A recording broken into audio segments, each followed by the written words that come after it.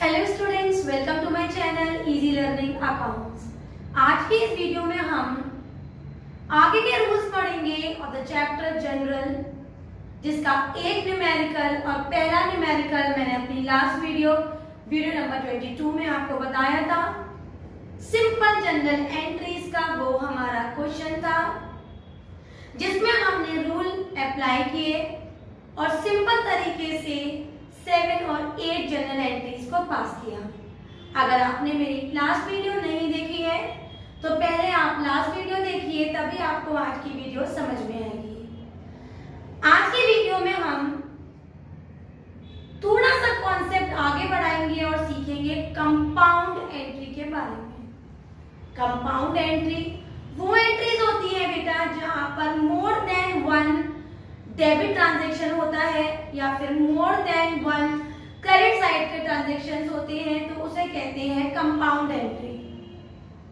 For example, अगर मैं कहूं कि मैंने कोई भी चीज अगर राम से परचेज की और राम को कैश दे दिया, तो सिंपल एंट्री हम पास करेंगे purchase account debit to cash account, जो हमने कर ली है और उसकी न्यूमेरिकल भी अटेंड कर चुके हैं।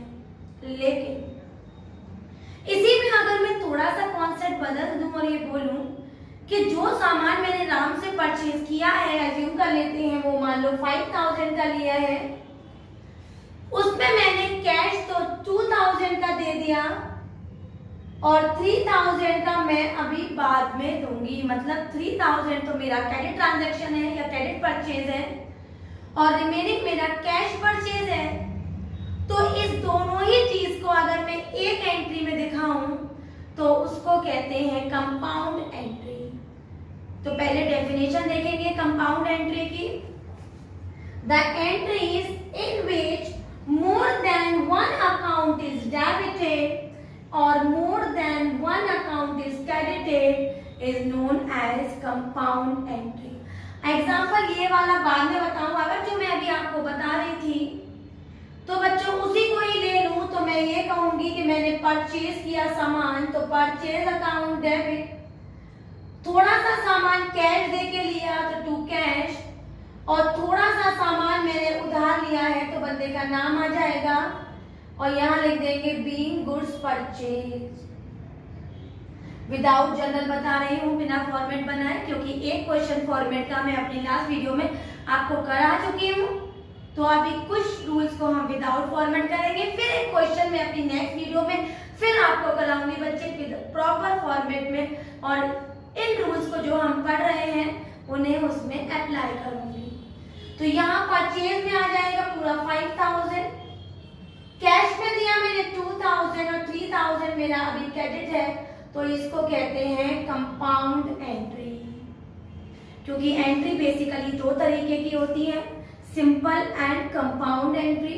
सिंपल एंट्री हम कंप्लीटली अच्छी तरह से सीख चुके हैं, ये है कंपाउंड एंट्री। एक और क्वेश्चन देख लेते हैं।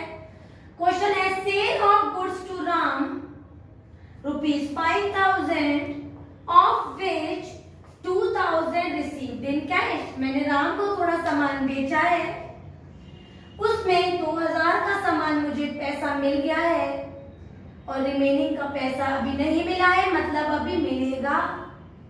तो आधी कैश ट्रांजैक्शन है, आधी क्रेडिट, तो एंट्री हो जाएगी राम डेबिट मतलब credit transaction, cash account debit मतलब कैश, और दोनों को अगर कंपाउंड करेंगे तो टू सेल्स अकाउंट 5000। सेल में लगा दिया मैंने यहाँ पर revenue rule according to modern approach. Cash में और राम में लगा दिया मैंने एसेट्स रूल, क्योंकि राम यहाँ पर डेब्टर है, और यहाँ पर कैश हमारा एसेट्स है, दोनों लगा के हमारे यहाँ पर एसेट्स रूल लगेंगे, बिकॉज एसेट्स इंक्रीज्ड तो हमेशा डेबिट कर देते हैं। और रेवेन्यू मतलब मैंने कोई चीज सेल की है तो ये मेरा रेवेन्यू अप्रोच है according to the modern approach of debit and credit rule, तो ये आ जाएगा सेल हमारा क्रेडिट 5000।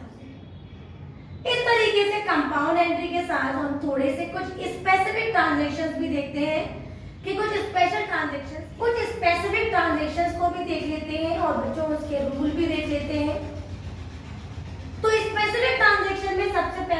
है बैड डेब्ट। बैड डेब्ट हमने अपने सेकेंड चैप्टर में बेसिक अकाउंटिंग टर्म्स में भी पढ़ा था कि बैड डेब्ट वो अमाउंट होता है which is not recoverable. For example, अगर राम ने मुझसे 5000 रुपीज लिए हैं और 5000 रुपीज बार बार मांगने पर भी राम ने मेरे पैसे नहीं दिए हैं, that amount which has been not been recovered now is known as bad debt. Bad debt nominal rule में आता है according to the traditional rule, and bad debt हमारे expenses and rule में भी आता है according to the modern approach। तो rules को फॉलो करते हैं तो हमारी एंट्री हो जाएगी बैड डेब्ट अकाउंट डेबिट, क्योंकि एक्सपेंसेस एंड लॉसेस को डेबिट कर देते हैं, to debtors account being amount bad डेब्ट। क्लियर है? याद रखेंगे, जहां पर भी बैड डेब्ट होगा ट्रांजैक्शन बैड डेब्ट अकाउंट डेबिट टू डेब्टर ही लिखेंगे। डेब्टर का नाम हो तो नाम लिख देंगे। नेक्स्ट हमारा इफ सम अमाउंट रिकवर्ड, जो पैसा मेरा राम से डूब गया था, एज्यूम कर लेते हैं 5000, राम ने उसमें से मुझे 2000 दे दिया, then that entry is known as bad debt recovered, cash account debit to bad debt recovered।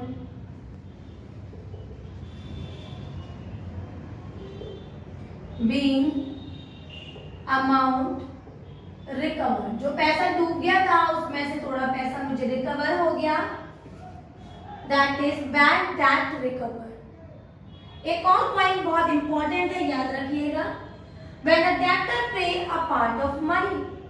For example, अगर मैं बोलूं कि मेरा पिछले साल का 5000 रुपीज डूब गया था, क्योंकि जिस बंदे से मुझे पैसा लेना था वो इंसॉल्वेंट हो गया था, दिवालिया हो गया था। नाउ आई रिकवर्ड 50 पैसा इन अ रुपी। लैंग्वेज समझने की कोशिश करिएगा, 50 पैसा इन अ रुपी, तो इस तरह की लैंग्वेज होगी। तो पैसा इन अ रुपी का मतलब आप समझना परसेंटेज। फॉर एग्जाम्पल 50 पैसा इन अ रुपी 50%, 60 पैसा इन अ रुपी 60%, 70 पैसा इन रुपी 70%, whatsoever the percentage is, the amount is पैसा इन रुपी is that much is percentage। For example, अगर 5000 का 50 पैसा इन रुपी मुझे मिल गया है तो जाहिर सी बात है कि 50% इन रुपी नहीं मिला होगा, तो एंट्री बन जाएगी कैश अकाउंट डेबिट, बैड डेब्ट account debit to debtors account. For example, अगर मैं इसी लैंग्वेज की बात करूं तो 5000 आ जाएगा मेरे पास डेब्टर में, 50 पैसा इन रुपी मतलब आधा मुझे रिकवर हो गया, इसका मतलब आधा अभी भी बैड डेब्ट है, being a part of amount recovered. Clear है बेटा? तो हमने स्पेसिफिक ट्रांजैक्शंस में सबसे पहले बैड डेब्ट पढ़ा, उसके जनरल एंट्री बताई, बैड डेब्ट रिकवर्ड पढ़ा, उसके जनरल एंट्री पढ़ी, और सबसे लास्ट में हमने पढ़ा बहुत ही इंपॉर्टेंट ट्रांजैक्शन जहां पर a part of money recovered है और a part of money is not recovered, that is cash account debit, bad डेब्ट अकाउंट डेबिट टू डेबिट। इसका जो तरीका है क्वेश्चन के आने का वो मैंने आपको अभी भी बताया, जैसे 40 पैसा इन रुपी, 30 पैसा इन रुपी, तो उसको हम परसेंटेज मान लेंगे और आंसर को निकालेंगे। इसके जो भी ट्रांजैक्शन आज हमने पढ़े, चाहे वो कंपाउंड हो, चाहे वो स्पेसिफिक हो, या फिर बेटा डिस्काउंट वाला कॉन्सेप्ट जो मैंने अपनी last to last video number 21 में आपको सिखाया था, इस तीनों से बेस्ड एक न्यूमेरिकल हम अपनी नेक्स्ट वीडियो में पढ़ेंगे। अगर आज के ये रूल्स आपको समझ में आए हो, सारे पॉइंट्स आपको क्लियर हो गए हो, तो मेरी वीडियो को लाइक करें, शेयर करें और मेरे चैनल को सब्सक्राइब जरूर करें। Thank you.